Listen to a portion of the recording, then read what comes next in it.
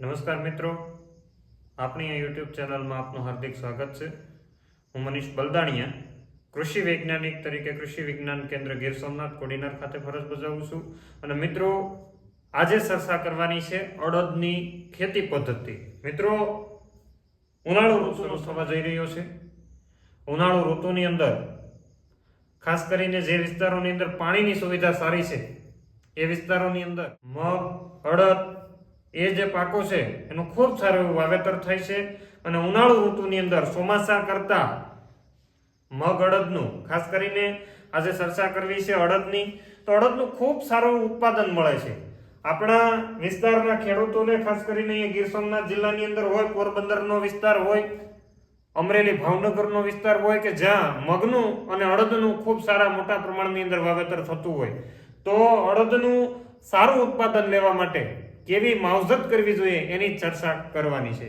તો એના માટે થઈ અને આપે આખો વિડીયો પૂરો નિહાળવાનો છે. તો તમારે ફોન કરવાની નોબત નહીં આવે, તો તમારે કોમેન્ટમાં લખવું નહીં પડે તમે ફોન નથી પડતા. કારણ હું સામો જવાબ તમને આપું છું, તમે વિડીયો પૂરો જોતા નથી ઘણીવાર. કારણ કે હું સામું પૂછી લઉં છું કે તો એને ખબર જ નથી હોતી કે મેં વિડીયોની અંદર શું કીધું. મેં ક્યારેય ન કીધું હોય કે આમાં નાખજો, એ એવું બોલે પછી કે અમે ભૂલી ગયા, અભણ સહી ને. એટલે વિડીયો પૂરો જોશો તો કઈ વાંધો નહીં. તો મિત્રો, ખાસ આપના સુધી આ માહિતી પહોંચાડવાની છે. એ પહેલા ચેનલ ઉપર નવા હોય તો ચેનલને સબસ્ક્રાઇબ કરજો.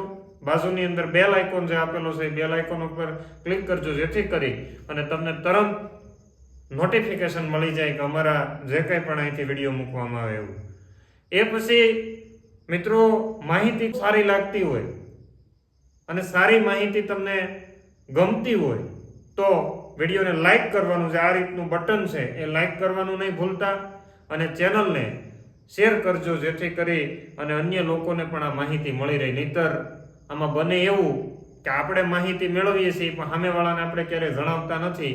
અને આપણે એવું વિચારતા હોય કે એનું ખરાબ થાય, એનું તો સારું જ થાય, ખરાબ આપણું થશે. એટલે આપણે એવું વિચાર્યા વગેરે તમામ લોકોને આ સારી માહિતી મળી રહે એવો પ્રયત્ન કરવાનો છે. કારણ કે આપણે અહીંથી જે માહિતી આપવામાં આવે છે એ કોઈ અન્ય લોકોના પ્રચાર પ્રસાર માટેની નથી હોતી. કોઈ વિવાદાસ્પદ માહિતી આપણે અહીંથી નથી આપતા. અહીંથી કૃષિ યુનિવર્સિટીના જે અલગ અલગ માધ્યમો દ્વારા, અલગ અલગ રિસર્ચો દ્વારા, અલગ અલગ રિસર્ચ સ્ટેશનો દ્વારા જે થયેલું સંશોધન છે એ ખેડૂતો સુધી પહોંચાડવાનો આપણે પ્રયત્ન કરીએ છીએ. ઘણાને ખ્યાલ નથી હોતો, ઘણા ડીલર મિત્રોને નથી ખ્યાલ હોતો કે આવી વેરાયટી આવતી છે. તો આપણે તો ખેડૂત છીએ, કારણ કે એનો અભ્યાસ કરે છે છતાં એને ખ્યાલ નથી. એ માહિતી આપ તમામ લોકો સુધી પહોંચાડવાનો અમે પ્રયત્ન કરતા હોઈએ છીએ. તો આ પ્રયત્નની અંદર આપ સૌ સહભાગી થાવ એવી એક વિનંતી છે. એ માટે થઈને ચેનલને લાઈક, શેર અને સબસ્ક્રાઇબ કરવાનું નહીં ભૂલતા. તો આજનો વિડીયો અડદના પાકની અંદર વાવેતર વખતે કેવા મુદ્દા ધ્યાને રાખવા જોઈએ જેથી કરીને આપણે સારું ઉત્પાદન લઈ શકીએ અને સારી ખેતી કરીએ અને સારો વજન મળે. અને સારો વજન મળે તો આપણને સારો રકમ મળી શકે. એ માટે થઈ અને આજનો વિડીયો આપણો બનાવવાનો છે. મિત્રો, અડદને અનુકૂળ વાતાવરણ હજી સુધી થયું નથી. એટલે ઘણા બધા ખેડૂત મિત્રોની કોમેન્ટ આવવા માંડી છે. ઘણા બધા ખેડૂત મિત્રો ફોન કરીને પૂછવા માંડ્યા છે કે અડદનું વાવેતર કરવું હોય તો કઈ રીતના. મિત્રો, અડદની ખેતીની ઉતાવળ કરવાની જરૂરિયાત નથી. અડદનું વાવેતર સામાન્ય રીતે 15 ફેબ્રુઆરીથી લઈ અને 15 માર્ચ સુધી કરી શકાશે. 15 ફેબ્રુઆરીથી લઈ અને તમે 15 માર્ચ સુધી સામાન્ય રીતે તમે ફેબ્રુઆરીના એન્ડ પાર્ટમાં કરો તો સૌથી સારામાં સારું ઉત્પાદન મળે છે. મારો છેલ્લા 4 વર્ષનો અનુભવ, જે મિત્રો સૌથી વહેલું અડદનું વાવેતર કરી દે એના અડદનો વિકાસ થતો નથી. એને વિકાસની દવાઓ છાંટવી પડે છે. એને થ્રિપ્સ દુનિયાભરની આવી જાય છે. તો આ માટે થઈ અને 15 ફેબ્રુઆરી પછી આમ ગણો ને તો 1 માર્ચે કદાચ વાવેતર અડદનું કરવામાં આવે તો પણ ખૂબ સારું ઉત્પાદન મળશે. કારણ કે પાછલી અવસ્થાએ સૂર્યપ્રકાશ સારો મળે, ગરમી સારી મળે તો અડદનો ઉગાવો સારો થાય ને અડદના છોડનો વિકાસ સારો. વર્ષની એવી ઘટનાઓ ઘટેલી છે કે અડદ લાઈનમાં ફૂંકાતા જાય. આવું ન થાય એના માટે થઈને થોડોક સમય મર્યાદાની અંદર, કારણ કે સમયે બધું સારું લાગે. સમય પહેલા પણ સારું નથી લાગતું, સમય પછી પણ સારું નથી લાગતું. તમને હું ઘણી વખત કહેતો હોઈશ કે ફોન કરવાનો એક સમય હોય.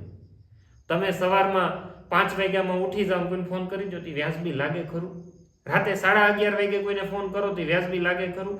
તો તમે પણ આની અંદર સમય મર્યાદાને પાલન કરો ને, તો ખૂબ સારું ઉત્પાદન મળવાની શક્યતા છે. બાકી તો ઘણા બધા એવા છે, ઘણા લોકો છે પોતપોતાની વાતને અહીંયા રજૂ કરતા હોય, પરંતુ આપણે સારી એવી માહિતી આપણા સુધી પહોંચાડવાની છે. એટલે સમય મર્યાદાની અંદર ઉનાળાની શરૂઆત થઈ જાય, ગરમી પડવાની શરૂઆત થઈ જાય, એટલે કે 15 ફેબ્રુઆરીથી લઈ, અને અહીં લખી દઉં છું, 15 ફેબ્રુઆરીથી લઈ અને 15 માર્ચ સુધી અડદનું વાવેતર કરી શકાશે.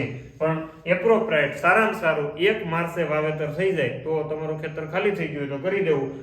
એના માટે થઈ અને તાપમાન છે 20-25 ડિગ્રીની ઉપર રહેવું જોઈએ અને રાત્રિનું તાપમાન નીચું ન જવું જોઈએ. અત્યારે રાત્રિનું તાપમાન તમે જોયું છે કેટલો બધો ઝાકળ આવે છે, રાત્રિનું તાપમાન ઘણું બધું નીચું વયું જાય છે. એટલે એના માટે થઈને રાત્રિનું તાપમાન નીચું ન જાય એવી પરિસ્થિતિની અંદર આપણે અડદનું વાવેતર મિત્રો કરવાનું છે. એટલે ખાસ અગત્યની વાત છે. બીજી વાત છે ખેડની જરૂરિયાત. જે લોકો ચણા કાઢીને અડદનું વાવેતર કરવાના છે, ઘેડ વિસ્તારની અંદર હોય કે પછી ગીર સોમનાથનો વિસ્તાર હોય કે જુનાગઢનો વિસ્તાર હોય, ઘઉં કાઢી અડદનું વાવેતર કરવાના છે, તો કોઈ પણ આગલા પાકનું વાવેતર કરો તો એની પહેલા ખેડની જરૂરિયાત પડે છે. આપણે ઘણી વખત આગલા વર્ષે પણ કીધું હતું ઊંડી ખેડ જરૂરી છે. હવે તમે માનો કે મગફળીની અંદર ઊંડી ખેડની ભલામણ વૈજ્ઞાનિકો પણ નથી કરતા, તો ઊંડી ખેડ કરવી ક્યારે? તો ઘઉં કાઢી લીધા પછી જ્યારે અડદનું વાવેતર કરવાનું હોય ત્યારે, કારણ કે કઠોળ વર્ગનો પાક ઊંડા મૂળવાળો પાક છે, તેમાં ઊંડી ખેડની જરૂરિયાત પડે. એટલે ઊંડી ખેડ કરવી જરૂરી છે. ખાસ ધ્યાન રાખજો કે ટ્રેક્ટરથી સવડાથી જો ખેડ થતી હોય તો અડદનું વાવેતર કરતા પહેલા ઊંડી ખેડ કરી દેવી, પછી મગફળીનું વાવેતર કરો ત્યારે ઊંડી ખેડની એવી કોઈ ખાસ જરૂરિયાત રહેતી નથી. બીજું આપણને એક નવું જાણવા મળ્યું કે જ્યારે ખેડૂત ખેડ કરે એ પહેલા જો ખાતર નાખી દે, એટલે દેશી ખાતરની તો આપણે ભલામણ કરીએ છીએ કે 1 હેક્ટરની અંદર 8 થી 10 ટન એટલે કે 5 ટ્રેક્ટરની ટ્રોલી દેશી ખાતર અડદનું વાવેતર કરતા પહેલા નાખવું જોઈએ, જેથી કરીને અડદનું ઉત્પાદન આપણને સારું મળે અને પછી ખેડ કરવી જોઈએ. હવે દેશી ખાતર નાખ્યા પછી આપણે હળથી ખેડ કરવાની છે. હળથી ખેડ કર્યા પછી જ્યારે આપણે રોટાવેટર મારીએ ત્યારે રોટાવેટર મારતા પહેલા આપણે જે ખાતરો અડદના પાકને નાખવાના છે, કયા ખાતર નાખવાના છે, તો કે તમે ડીએપી નું મન થાય તો તમે ડીએપી નાખી શકો, 20-20-0-13 નું મન થાય તો 20-20-0-13 નાખી શકો, તમને 20-20 નું મન થાય તો 20-20 નાખી શકો, અને તમને સિંગલ સુપર ફોસ્ફેટ નાખવું છે તો સિંગલ સુપર ફોસ્ફેટ ખાતર પણ તમે નાખી શકો. એટલે તમારે વીઘાની અંદર જોવો તો 16 ગુઠાના વીઘામાં 15 થી 16 કિલો ડીએપી નાખી શકાય. હવે ડીએપી જ્યારે રોટાવેટર હાંકવાનું હોય ને એની પહેલા નાખી દેવું, એટલે જમીનની અંદર ફોસ્ફરસ વાળું પોષક તત્વ મિક્સ થઈ જાય. એટલે 15 થી 16 કિલો ડીએપી નાખી શકાય, બરાબર.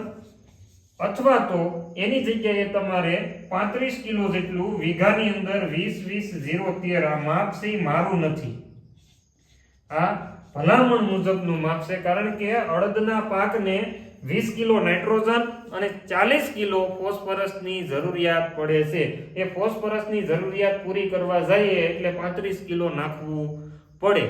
એટલે યુરિયાની આપણે ભલામણ કરતા નથી. એટલે ખાસ તમારે યાદ રાખવાનું છે કે અડદના પાકને તમે ડીએપી નાખો તો 15 થી 20 કિલો ડીએપી 15 થી 16 કિલો ડીએપી નાખવાનું છે, અને બાકીનું જો તમે 20-20-0-13 નાખતા હોય, 20-20 નાખતા હોય તો એ ખાતર તમારે 30 થી 35 કિલો સુધીનું જશે. અને તમે 12-32-16 નો ઉપયોગ કરતા હોય તો તમારે 20 કિલો સુધીનું 18 થી 20 કિલો જેટલું 12-32-16 ખાતર જે આવે છે એ ખેડ કરતી વખત, એટલે કે રોટાવેટર ચાલતું હોય એની પહેલા નાખી દો તો ખાતર છે એ જમીનની અંદર પરિપૂર્ણ રીતે મિક્સ થઈ જાય. અને આવા ગયા વર્ષના ખેડૂતના અનુભવના આધારે તમને આ વાત કરું છું, અને ખેડૂતને રિઝલ્ટ સારું મળ્યું હતું. તમારી પાસે પણ આવી માહિતી હોય તો મને શેર કરજો, જેથી કરી અને મને પણ ખ્યાલ આવે ને બીજા લોકોને આપણે કહી શકીએ કે આવું કરવાથી ઘણો ફાયદો થાય. એટલે રોટાવેટરની અંદર ખાતર નાખવાથી ખૂબ સારો ફાયદો થાય છે. તો આપણે પણ આ વખતે આ પદ્ધતિને દિલથી અપનાવીએ એવી તમને એક વિનંતી છે. બીજું, અડદના બિયારણનો દર એ પણ ખૂબ અગત્યનો છે. અડદનું બિયારણ કયું વાવવું તો એની માહિતી આપણે આપેલી છે. એ પહેલા બિયારણનો દર કેટલો રાખવો, તો કે અડદનું બિયારણ તમારે એકરે 8 કિલો, અને તમે જુઓ તો 1 હેક્ટરે 20 કિલો થી લઈ અને 25 કિલો સુધીનું બિયારણ છે આપણે વાવી શકાય. એટલે ખાસ તમારે ધ્યાને રાખવાનું છે કે અડદના બિયારણનો દર છે એ ઘણા ખેડૂત મિત્રો વીઘાની અંદર 8 કિલો બિયારણ વાવતા હોય, પરંતુ બંનેની વચ્ચે ભલામણ છે એ 8 કિલોની થયેલી હોય, પરંતુ એના કરતા જો એની વિપરીત પરિસ્થિતિની અંદર જોઈએ તો ખેડૂતોને એપ્રોપ્રિએટ રીતે કે એક વીઘાની અંદર મેક્સિમમ 5 કિલો બિયારણ એટલે કે એક હેક્ટરે 30 કિલો થયું તો એ વધુમાં વધુ બિયારણ થઈ ગયું કહેવાય. એનથી વધારે ન વાવી શકાય. ઘણા 8 કિલો બિયારણ વાવે છે. તો એને મારી એક રિક્વેસ્ટ છે કે વીઘાની અંદર 16 ગુઠાના વીઘામાં આપણે મેક્સિમમ 5 કિલો એટલે 4 કિલો થી લઈને 5 કિલો સુધી બિયારણ વાવી શકાય. કેટલું? 4 થી 5 કિલો બિયારણ 16 ગુઠાના વીઘામાં વાવો એટલે બિયારણ છે સફિશિયન્ટ થઈ જાય. વાવેતર અંતરની વાત કરીએ તો 45 સેન્ટીમીટર એટલે કે 18 ની જાળીએ વાવેતર કરવું જોઈએ. ઘણા લોકો 30 ની જાળીએ 30 સેન્ટીમીટર એટલે કે 12 ની જાળીએ પણ વાવેતર કરે છે. તમે 18 ની જાળી અથવા 16 ની જાળીએ વાવેતર કરશો એટલે 16 ની જાળી એટલે 16 ઇંચ 16 ઇંચ અને 18 ઇંચે તમે વાવેતર કરો એટલે તમને ખૂબ સારું અડદનું છે ઉત્પાદન મળવાની શક્યતા વધારે રહેશે. એનથી વધારે ઘાટું વાવેતર કરવાથી ઘણીવાર ભેજનું માત્રા છે એ જમીનની આસપાસના વિસ્તારમાં વધારે રહે એટલે અડદની અંદર હુકારો લાગવાની શક્યતા વધારે રહેશે, હિંગો હુકાવાની શક્યતા વધારે રહેશે, રોગ જીવાત લાગવાની શક્યતા વધારે રહેશે.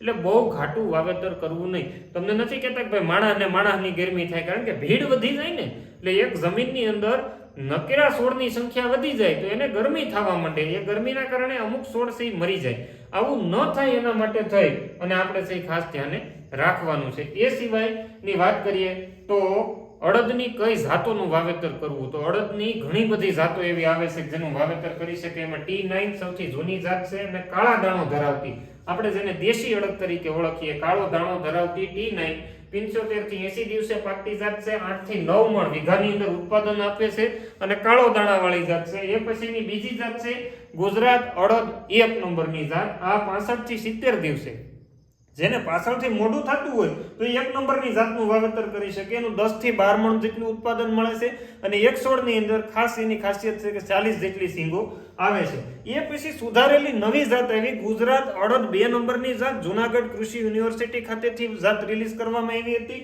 અને કૃષ્ણ તરીકે ઓળખવામાં આવે છે, જે 80 થી 82 દિવસે પાકે છે. અને આ જાતનું ઉત્પાદન છે અત્યાર સુધીની અડદની જેટલી વેરાયટી આવી એમાં સૌથી સારું ઉત્પાદન આપતી એટલે કે વીઘે 14 થી 15 મણ અડદ છે એ 2 નંબરના પાકે છે. ઉપરાંત પંચરંગીયો રોગ જે આવે છે, પીળા પડી જાય, અડદ ફૂંકાઈ જાય, જેમાં વાયરસ લાગી ગયો કહેવાય, તો પંચરંગિયા સામે પ્રતિકારક જાત છે. એ પછી ગુજરાત અડદ 3 નંબરની જાત નવસારી ખાતેથી રિલીઝ થયેલી છે. મિત્રો આ જાત છે 100 દિવસે પાકે, 95 થી 100 દિવસે, એટલે તમારા માટે કામની નથી. પણ આ જાત જે સાઉથ ગુજરાતની અંદર રહેતા હોય છે, મધ્ય ગુજરાતના જે ખેડૂતો છે, વડોદરાની વાત કરીએ, ભરૂચની વાત કરીએ, વલસાડ ડાંગની વાતો કરીએ તો ત્યાં આ જાત છે એ ભલામણ થયેલી છે અને આ જાત પણ પંચરંગિયા સામે પ્રતિકારક જાત છે. અને ગુજરાત આણંદ અડદ 4 નંબરની જાત GAU4 બરાબર, એ શામળના નામે કે ભાઈ શ્યામ અડદ બરાબર, તો એ 67 થી 70 દિવસે પાકી જાય છે. પણ આ પણ ટૂંકા ગાળાની અંદર પાકે છે અને 10 થી 12 મણ જેટલું ઉત્પાદન આપવાની ક્ષમતા ધરાવે છે. અને આ જાત અર્ધ વેલડી વેલા પ્રકારની થઈ જાય છે બરાબર. એટલે મેજોરિટી ખેડૂતો છે એ 2 નંબરને પ્રિફર કરે છે અને મારી પણ તમને એક રિક્વેસ્ટ છે કે 2 નંબરને પ્રિફર કરવાનું. બીજું, અડદની અંદર ગયા વર્ષે જ્યારે ખાતર નાખો ત્યારે એક ઓર્ગેનિક ખાતર આવે છે, એનું નામ આપણે ડિસ્ક્રિપ્શન બોક્સની અંદર અથવા તો મારા ટેલિફોનિક નંબરથી મને પૂછી લેજો અથવા અહીંયા આપેલો નંબર છે ત્યાંથી તમે એની વધારે માહિતી મેળવી શકો છો.